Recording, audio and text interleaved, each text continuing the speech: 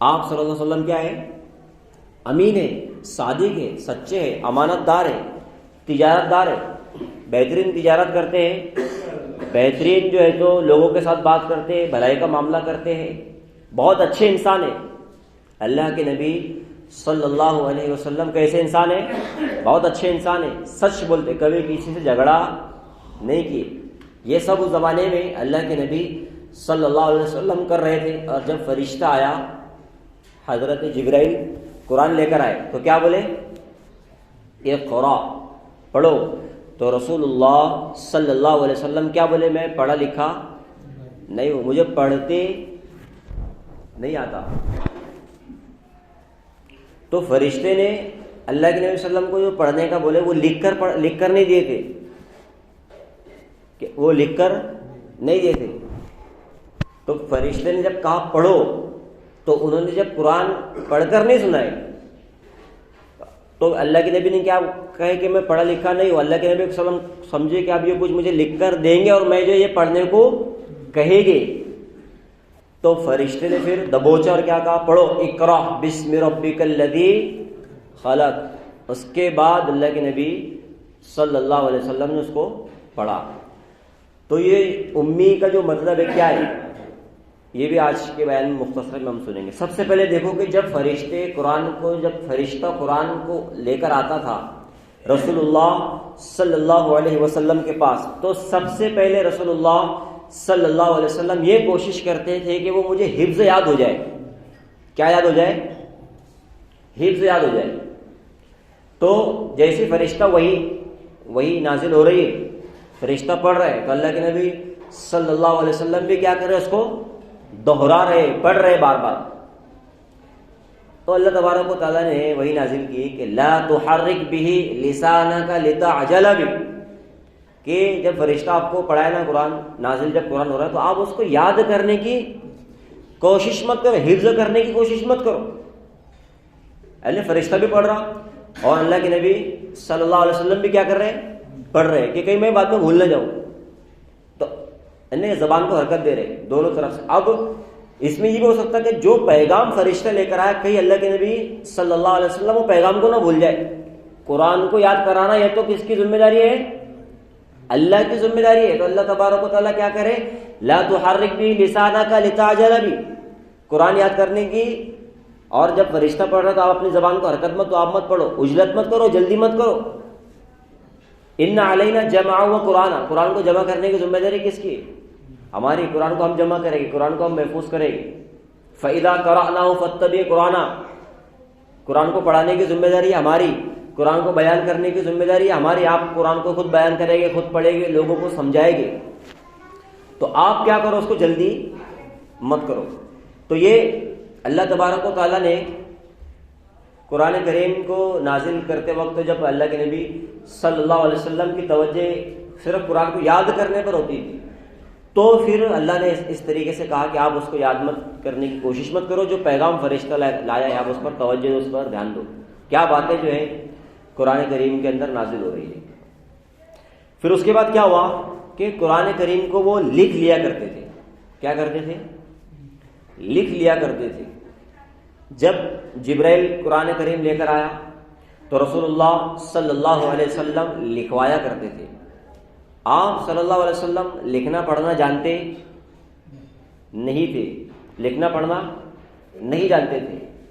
تو کاتبین وحی جو تھے وہ جو صحابہ تھے وہ کیا کرتے تھے؟ قرآن کو لکھتے تھے، جس میں سب سے پہلے کاتبین وحی میں جو نام ہے وہ ہیں چاروں خلفائے راشدین، حضرت ابو بکر صدیق رضی اللہ تعالیٰ عنہ، حضرت عمر فاروق بن خطاب رضی اللہ تعالیٰ عنہ، اور عثمان بن عفان رضی اللہ تعالیٰ عنہ، علی بن ابی طالب رضی اللہ تعالیٰ عنہ، یہ چار صحابہ تھے۔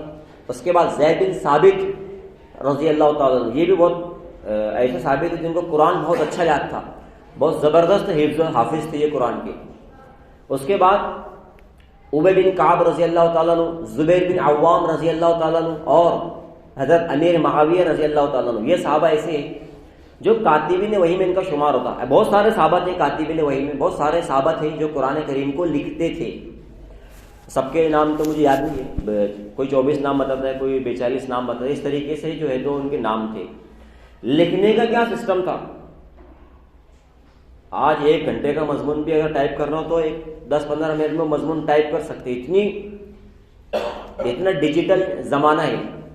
موبائل پہ ٹائپ کرو، کمپیوٹر پہ ٹائپ کرو، فٹافٹ ٹائپ ہو جاتا، لکھا جاتا۔ وہ کیا کرتے تھے اس زمانے میں؟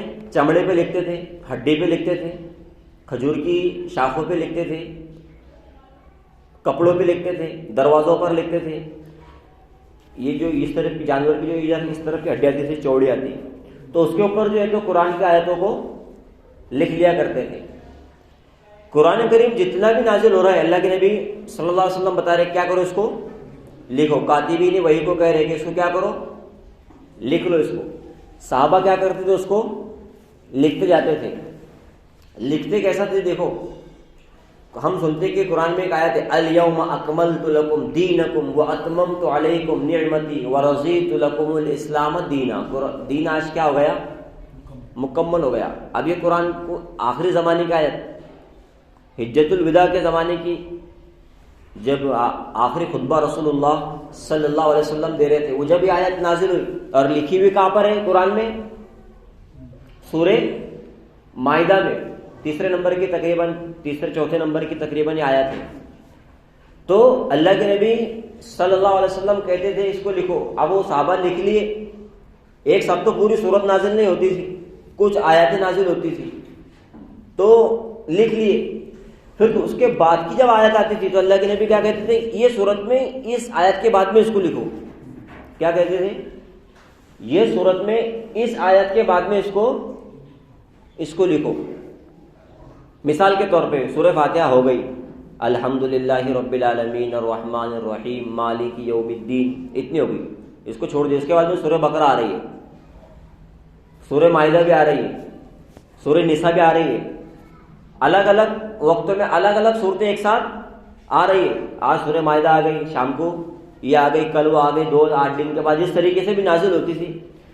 لیکن سورہ مائدہ الگ آ رہی ہے، سورہ نساء الگ آ رہی ہے، دونوں کبھی آ رہی ہے کبھی وہ آ رہی ہے، تو برابر اللہ کے نبی صلی اللہ علیہ وسلم اللہ کی طرف سے جو حکم ہوتا تھا، اللہ کے نبی صلی اللہ علیہ وسلم اس طریقے سے اس کو لکھوایا کرتے تھے کہ اس کو سورہ نساء میں ڈالو، اس کو سورہ بقرہ میں لکھو، اس کو فلاں صورت میں فلاں آیت کے بعد میں لکھو، اس کو فلاں صورت میں فلاں آیت کے بعد میں لکھو۔ اس طریقے سے قرآن کریم کو جو ہے تو لکھا جاتا تھا کاتبین وحی کے ذریعے سے، کیونکہ وہ لکھنے میں لوگ کیا تھے؟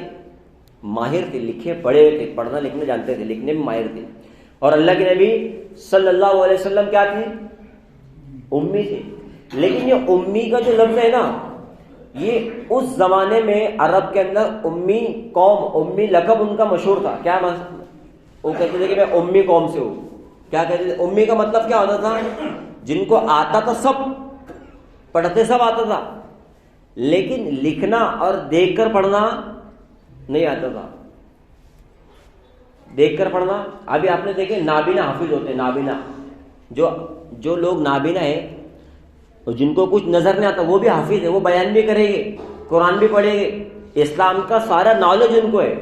اور جب ان کو اسلام کا نالج ہے تو وہ اندھے ہیں، وہ ان کو نظر نہیں آتا، تو دیکھنے والے کیا بولیں گے؟ کیا بات ہے یار، کیا بولیں گے؟ دیکھو قرآن پڑھ رہا ہے، اندھا ہے لیکن کیا پڑھ رہا ہے؟ قرآن پڑھ رہا ہے۔ اس کے اوپر کیا کریں گے؟ فخر کریں گے نا، فخر، بڑی بات ہے، ان کو نظر نہیں آ رہا لیکن کیا پڑھ رہے ہیں؟ قرآن پڑھ رہے ہیں۔ نظر نہیں آ رہا لیکن بیان کتنا اچھا کر رہے ہیں، نظر نہیں آ رہا لیکن سارا علم ان کے پاس میں، تو یہ فخر کی بات ہے۔ یہ کیا ہے؟ فخر کی بات ہے۔ تو یہ اس زمانے میں امی ہونا کیا چیز تھی؟ فخر کی بات ہے۔ اللہ نے سورہ جمعہ میں فرمایا، هو الذی بعث فی الامیین رسولا منهم یتلو علیہم آیاتہ ویزکیہم ویعلمہم الکتاب والحکمہ۔ ہم نے تمہارے میں سے امی میں سے ایک رسول تمہارے اندر بھیجے۔ کیسے رسول؟ رسول بھی امی ان کا لقب تھا۔ اور اللہ کے نبی بھی کون؟ امی، جو تم کو قرآن کی حکمت کی تعلیم دیتے۔ اب اللہ کے نبی صلی اللہ علیہ وسلم قرآن کو لکھوا رہے ہیں۔ کیا کر رہے ہیں؟ لکھوا رہے ہیں۔ اگر اللہ کے نبی صلی اللہ علیہ وسلم کو لکھ کے آتا یا دیکھ کر پڑھنا آتا تو اس زمانے میں لوگ تو یہ بھی بولتے تھے کہ لکھا پڑھا آدمی ہے، قرآن لکھ لیا، کون سی بڑی بات ہے؟ کسی بھی اپنی مرضی سے بہت ہوشیار ہے تو اپنی مرضی سے اس نے لکھ لیا ہوگا. ان کے اعتراض میں یہ بات بھی آ سکتی تھی, وہ کہہ سکتے تھے کہ یار لکھے پڑھے. تو اللہ کے نبی صلی اللہ علیہ وسلم امیوں میں سے تھے, ان کا لقب کیا تھا؟ امی. اس لیے جب قرآن وہ لوگ سنتے تھے, وہ دیکھتے تھے, وہ بہت تعجب کرتے تھے کہ یہ امی ہے, لیکن اتنا بہترین قرآن ان کے اوپر نازل ہو رہا ہے, یہ لکھ رہے ہیں کہ اس کو پڑھ کر اور لوگ رو رہے, آنکھوں سے آنسو بہ رہے, کتنا بہترین جو ہے تو قرآن. تو لوگ کیا کرتے پھر اسلام قبول کرتے تھے. تو اللہ کے نبی امی کا مطلب یہ نہیں کہ جاہل ہے, ان پڑھ ہے, یہ مطلب نہیں ہوتا. امی فخر کا لفظ ہے کہ یہ امی ہونا.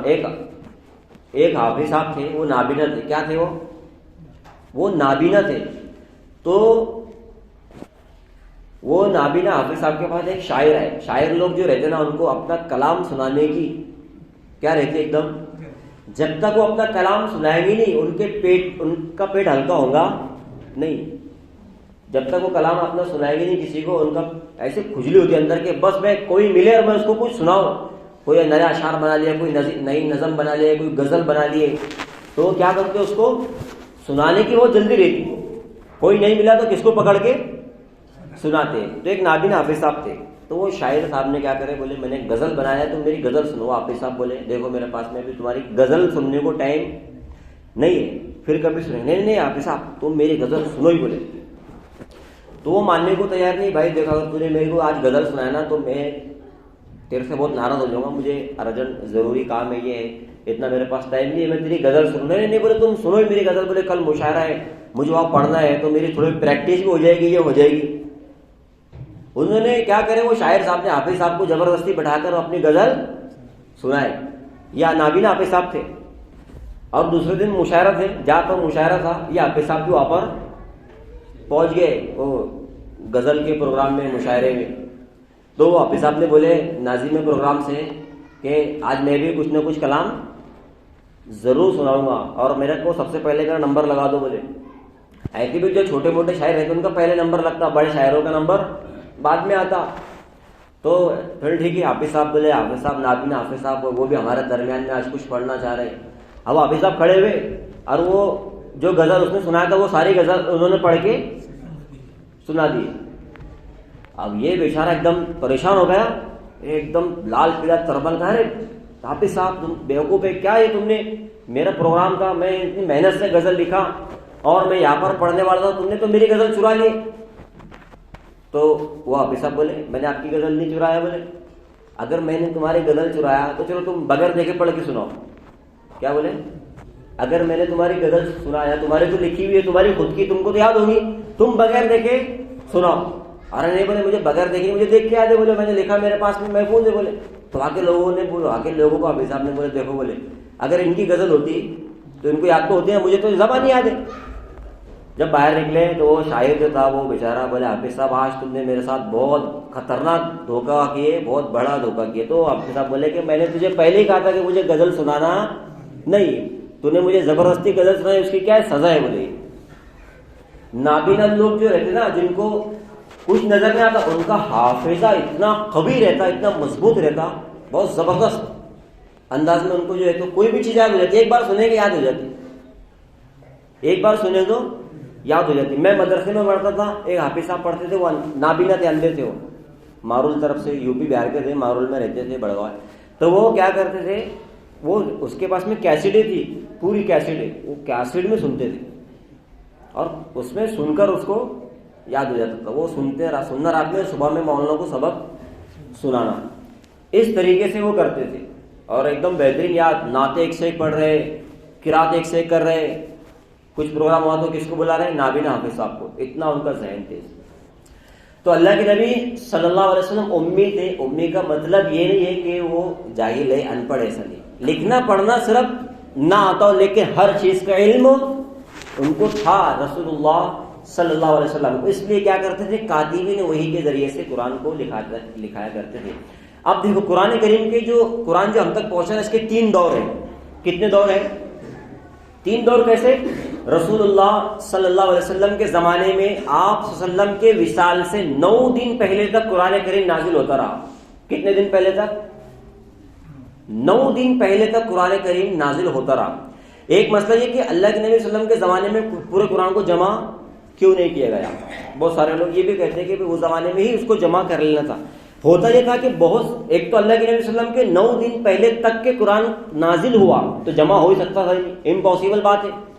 آخری وقت تک قرآن کریم نازل ہو رہا ہے, قرآن اتر رہا ہے, تو اس کو ایک جگہ جمع کریں گے کیسے؟ نہیں ہو سکتا, ناممکن بات تھی.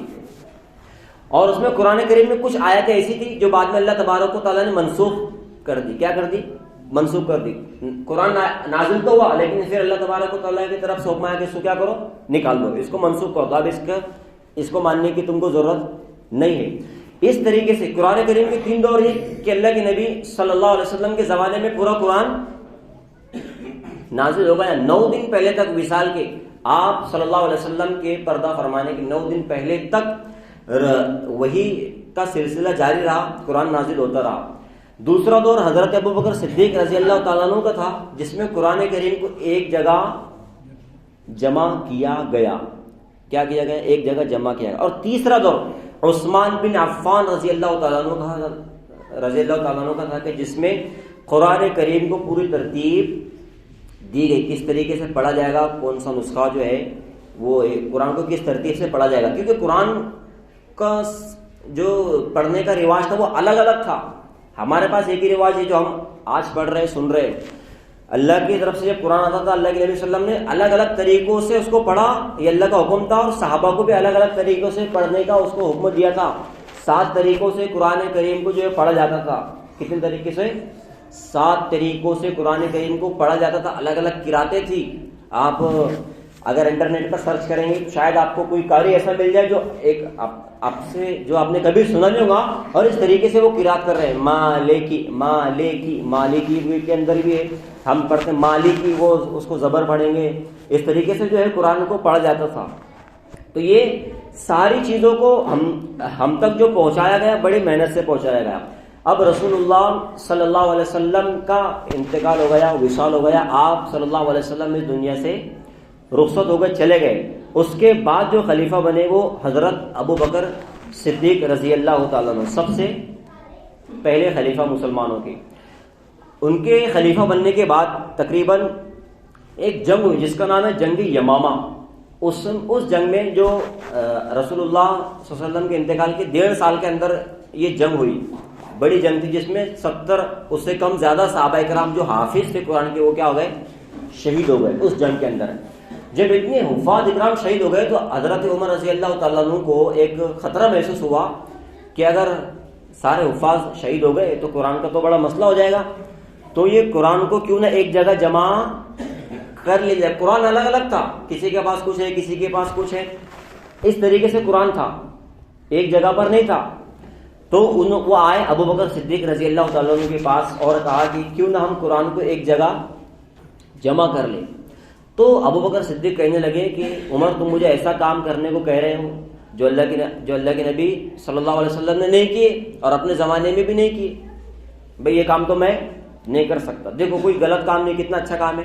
لیکن اس کے بعد بھی صحابہ کوئی ایسا کام جو اللہ کے نبی نے نہیں کیے اس کو کرنے کے لیے کتنا ڈرتے تھے, کتنا سوچتے تھے, کتنا بچکتے تھے کہ کہیں میرے سے کچھ گناہ نہ سرزد ہو جائے, کچھ غلطی نہ مجھ سے ہو جائے. آج دھڑا دھڑ ہم کیا کر رہے ہیں, رسمیں بدعتیں کیا کیا ایجاد کر رہے ہیں اور نہ جانے اس کی وجہ سے کتنے مسائل ہمارے, ہم اس کے اندر پریشان ہیں. سب بدعتیں رسمیں خرافات ہمارے معاشرے میں جنم لے لیے. تو اللہ تبارک کو ابو بکر صدیق رضی اللہ تعالیٰ عنہ نے انکار کر دی. پھر ایک مرتبہ اور حضرت عمر نے کہا, دوسرے مرتبہ بھی انکار کر دیے. پھر تیسری مرتبہ میں بھی حضرت عمر نے ابو بکر صدیق رضی اللہ تعالیٰ عنہ کو فجر کی نماز کے بعد میں مسجد میں بیٹھے اور کہا کہ دیکھو میں تم سے کوئی نیا کام کرنے کو نہیں کہہ رہا ہوں, میں تم سے کوئی نیا کام کرنے کو نہیں کہہ رہا ہوں. قرآن تو وہی ہے جو اللہ کے نبی صلی اللہ علیہ وسلم کے اوپر نازل ہوا, ہم تو بس اس کو ایک جگہ کیا کر رہے ہیں, جمع کر رہے ہیں. تو ابو بکر صدیق رضی اللہ تعالیٰ عنہ کو بھی شرح صدر ہوا, ان کا سینہ کھولا گیا. انہوں نے بھی کہا کہ ہاں پھر یہ کام تو کرنا چاہیے. کرے گا کون؟ تو پھر اس کے لیے ایک صحابی ہے حضرت زید بن ثابت رضی اللہ تعالیٰ عنہ. جب اللہ کے نبی صلی اللہ علیہ وسلم نے ہجرت کی تھی اس وقت ان کو 17 صورتیں یاد تھی. کتنی؟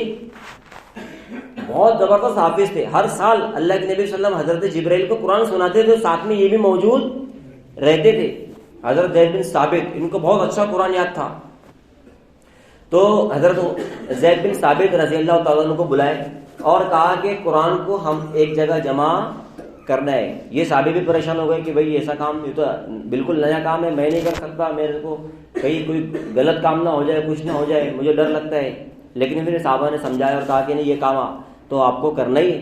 تو انہوں نے کہا کہ ٹھیک ہے, میرے ساتھ اور کچھ صحابہ کو دے دو. تو ان کی پوری ایک کمیٹی بنائی گئی جس میں بہت سارے صحابہ تھے, کاتبین وہی جو اس کے اندر تھے, حضرت عمر ہے اور خلفاء راشدین میں سے تھے. تو پھر انہوں نے کیا کہ جس کے پاس جو قرآن ہے اس کو کیا لاؤ, جمعہ کی نماز میں اعلان کیے, جس کے پاس جو قرآن لکھا ہوا ہے اس کو کیا کرو, لاؤ. اس کے بعد بھی انہوں نے یہ کہا کہ قرآن جس کے پاس میں لکھا ہوا بھی ہے اس کے اوپر ہم 2 لوگوں کی شہادت لیں گے. جیسے میں نے لایا, میرے پاس میں ایک آیت لکھی ہوئی, لیکن وہ آیت 2 لوگوں کو یاد ہونا, 2 لوگوں کو کیا ہونا, یاد ہونا, تب جا کے اس کو جمع کیا جائے گا, اس کو مانا جائے گا کہ آئے صحیح ہے. کیوں؟ کیونکہ اس زمانے میں لوگ اپنی طرف سے بھی, جیسے مطلب صحابہ کیا کرتے تھے, قرآن نازل ہو رہا ہے اور اللہ کے نبی صلی اللہ علیہ وسلم لکھوا رہے, اللہ کے نبی صلی اللہ علیہ وسلم کیا کر رہے ہیں, لکھوا رہے ہیں. جیسے میں کہوں کہ آپ لکھو اور میں اس کو لکھنے کے بعد چیک کر رہا ہوں, اللہ کے نبی صلی اللہ علیہ وسلم چیک کرتے تھے, لیکن کچھ صحابہ تھے وہ بھی لکھتے تھے جس کو نبی چیک نہیں کرتے تھے. اس طریقے سے بہت سارے صحابہ کے پاس میں قرآن لکھا ہوا تھا جس کو اللہ کے نبی صلی اللہ علیہ وسلم نے چیک نہیں کیا تھا.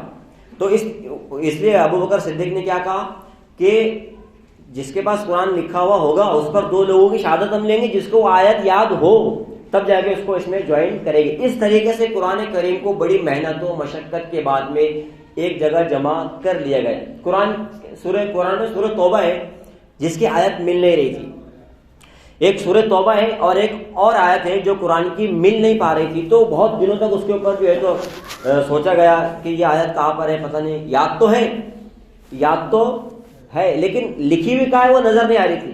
قرآن لکھنے کا سسٹم ہی کیا تھا, کوئی چمڑے پہ لکھ رہا ہے, کوئی ہڈی پہ لکھ رہا ہے, کوئی دروازوں پہ لکھ رہا ہے, کوئی کپڑوں پہ لکھ رہا ہے, کوئی پتوں پہ لکھ رہا ہے, الگ الگ جگہ پر لکھی ہوئی ہے. ایسا بھی ہوتا ہے قرآن نازل ہو رہا ہے, کچھ تھا نہیں لکھنے کو, صحابہ نے کپڑے کاٹے اور کپڑے پہ لکھنا شروع کر دیا, کپڑے کو پھاڑے, اس کو ایک محفوظ, اس کو اپنے پاس میں محفوظ کر لیے, گھر میں ٹانگ دیا اور اس کو محفوظ رکھ لے کہ اس کے اوپر قرآن لکھا ہوا ہے. اتنی محنتوں سے لکھے تھے.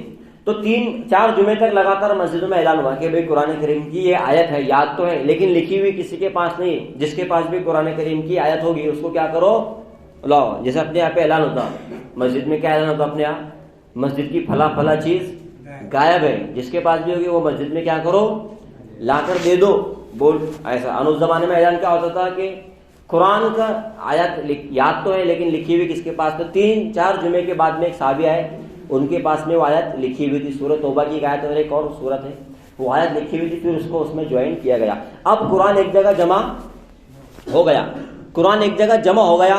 ابو بکر صدیق رضی اللہ تعالیٰ عنہ کا جو دور تھا وہ ختم ہو گیا. اس کے بعد میں حضرت عمر رضی اللہ تعالیٰ عنہ کا دور ختم ہو گیا. اس کے بعد دور آیا حضرت عثمان بن عفان رضی اللہ تعالیٰ عنہ کا. اس زمانے میں دیکھو کیا, قرآن تو جمع ہے لیکن پڑھنے کا جو قراتیں سب کی الگ الگ تھی. ابھی بھی کیا تو مسئلہ تھا, قرآن تو ہے لیکن پڑھنے کی جو قراتیں تھی وہ سب کی الگ الگ تھی. میں نے بتانا کو 7 طریقوں سے قرآن کو پڑھا جاتا ہے, جو اللہ کا حکم تھا. قرآن میں جتنی باتیں ہیں, جتنی صورتیں, جتنی آیتیں جس ترتیب سے جمع کی گئی, یہ سب اللہ کا حکم ہے. کیونکہ اللہ نے پہلے کہا انا نحن نزلنا الذکر وانا لہ لحافظون, قرآن کو ہم نے نازل کیا اور ہمیں اس کی حفاظت کرنے والے ہیں. تو اب یہ مسئلہ آ گیا, یہ سب قرآن جمع ہوگا. عثمان بن عفان رضی اللہ تعالیٰ عنہ کو دور آیا تو کیا ہوا, آذربائیجان اور 2 ملک ہیں, وہاں پر اسلامی فوج ایسی کھڑی ہوئی تھی. تو 2 فوجی آپس میں قرآن کی قرات کر رہے ہیں. کیا کر رہے ہیں وہ 2 فوجی آپس میں. فوجی نے ایک کو کہا کہ دیکھ میں تجھے قرآن سناتا ہوں, میری قرات کتنی بہترین ہے, سن. تو وہ فوجی نے قرآن سنا تو وہ فوجی نے کہا کہ تیرے سے اچھی قرات میری ہے, تو سن, تیرے سے اچھی قرات میری ہے, تو سن. تو دونوں ایک دوسرے کو قرات سنا رہے ہیں. تو دونوں کی قرات میں کیا ہے, اختلاف تھا. اب دونوں کی قرات میں اختلاف تھا تو دونوں میں کیا ہو گئی, لڑائی ہو گئی. وہ بولے کہ میرے صحیح اور وہ بول رہا کہ میری صحیح. ان کی لڑائی دیکھے حذیفہ بن یمان رضی اللہ تعالیٰ عنہ, ایک صحابی, بڑے صحابہ میں ان کا شمار ہوتا تھا, حذیفہ بن یمان رضی اللہ تعالیٰ عنہ. انہوں نے دیکھا تو بڑا مسئلہ بن گیا اس کے اوپر. تو یہ ایک دوسرے کو مارنے پر آ گئے, قرآن کے پڑھنے پڑھانے پر یہ تو آگے چل کر پتہ نہیں کیا ہو جائے گا. انہوں نے چھٹی لی وہاں سے سرحد سے, سیدھا پہنچے عثمان بن عفان رضی اللہ تعالیٰ عنہ کے پاس اور کہا کہ دیکھو قرآن ہمارے پاس محفوظ تو ہے سب ہے, لیکن وہ نسخہ جو اللہ کے نبی, وہ نسخہ جس کے مطابق اس کو پڑھنا چاہیے, ایک تیار کر کے جو حضرت ابو بکر صدیق رضی اللہ تعالیٰ عنہ کے زمانے میں تیار کیا گیا, اسی کو تیار کرو, باقی سب نسخوں کو پڑھنے کا جو رواج اس کو کیا کرو, ختم کر دو, یہ لوگوں میں تقسیم کر دو, پھیلا دو کہ آگے جا کے اختلاف نہ بڑھ جائے, مسئلہ نہ ہو جائے. تو حضرت عثمان بن عفان رضی اللہ تعالیٰ عنہ نے کہا کہ ٹھیک ہے ایسا کرتے. پھر انہوں نے جو ہے تو حضرت ابو بکر صدیق رضی اللہ تعالیٰ عنہ کے زمانے میں جو صحیفے لکھے ہوئے تھے, اس زمانے میں جو قرآن کو جمع کیا گیا تھا, وہ قرآن کو لائے, اس کو ترتیب دی, صورتوں کی ترتیب دی, اس کو صورتیں اس کے اندر لگائی گئی, ساری چیزیں جو ہے اس کے اندر لگائی گئی. پہلے جب قرآن نازل ہوا نا, دیکھو اس میں نہ نقطے تھے, نہ زیر زبر تھے, نہ رکو تھے, نہ پارے تھے, نہ منزل تھے. آج جو ہم دیکھ رہے ہیں یا رکو کرنا ہے, یا رکو تم ایک پڑھو, یا قرآن کی سجدے کے آگے یا سجدہ کرنا ہے, یہاں پہ ایک رکو ہو رہا ہے, یہاں پر ایک پارا ہو رہا ہے, یہاں پر ایک منزل ہو رہی, یہ سب بات کی چیزیں, یہ سب کیا ہے, یہ بعد میں اس کو آسانی کے لیے لگایا گیا. حضرت عثمان بن عفان رضی اللہ تعالیٰ عنہ نے کیا کہ وہ صحیفوں کو لائے اور اس کو باقاعدہ کس حساب سے پڑھا جائے گا وہ اس کو ترتیب دی, اور وہ صحیفوں کے ساتھ میں ایک قاری کو, وہ صحیفے ایک مصر بھیجا, اس کے ساتھ میں ایک قاری کو بھیجا گیا. ایک کوئی شام میں بھیج رہا ہے, کوئی مصر میں بھیج رہا ہے, کوئی کہاں پر بھیج رہا ہے, اس طریقے سے الگ الگ جگہ پر جہاں پر اسلامی حکومت تھی, کیونکہ اسلام جو ہے عثمان بن عفان رضی اللہ تعالیٰ عنہ کے زمانے میں دور دراز تک پھیل گیا تھا. عرب کے لوگ تھے وہ تو عربی میں پختہ کار تھے, عربی ان کو سمجھتے تھے, لیکن عجمی علاقوں میں بھی اسلام پھیل گیا تھا. اب ان کے لیے قرآن پڑھنا بڑا مشکل بن گیا تھا. ان کو کیا سمجھیں گے, یہ الف با تا سا, وہ با لکھا ہوا ہے ایسا با, لیکن اس کے اوپر نقطے نہیں ہے, وہ کیا سمجھیں گے اس سے کہ با سے کیا با ہے, کہ تا ہے, کہ نون ہے, کہ سا ہے, فاد ہے, لیکن فا ہے تو کیا ہے, ہم کو سمجھ میں نہیں آیا. تو عجمی لوگوں کے لیے سمجھنے میں بڑی وہ مشکل مسئلہ تھا. انہوں نے ترتیب دی قرآن کو کس طریقے سے پڑھنا جانا, اور ایک قاری کو اس کے ساتھ میں بھیجا. وہ قاری جاتے تھے, قرآن کے صحیفے دیتے تھے, یہ قرآن ہے, اس کو اس طریقے سے پڑھنا ہے.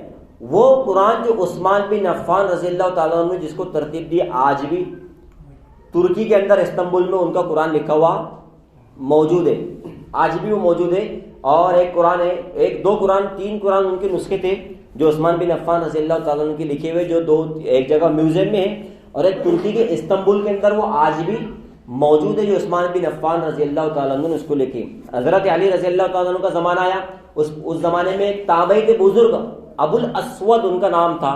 ان کو حضرت علی نے کہا کہ آپ قرآن کو کیا کرو, زبر زیر پیش ہے وہ لگاؤ. یہ زبر زیر پیش انہوں نے لگایا ان کے زمانے میں.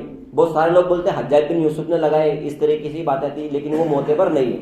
تو ابو الاسود جو ہے وہ جو بزرگ تھے حضرت علی رضی اللہ تعالیٰ عنہ کے زمانے میں, انہوں نے اس کے اندر زبر زیر پیش لگائے. قرآن کے 30 پارے کرے, کوئی 30 دن میں پڑھنا چاہے تو اس کے 30 پارے کرے, کوئی 7 دن میں پڑھنا چاہے تو اس کے اندر 7 منزلیں صورتوں کے حساب سے پڑھنا چاہے تو اس میں صورتوں کی ساری ترتیب الگ الگ ہے. اس طریقے سے قرآن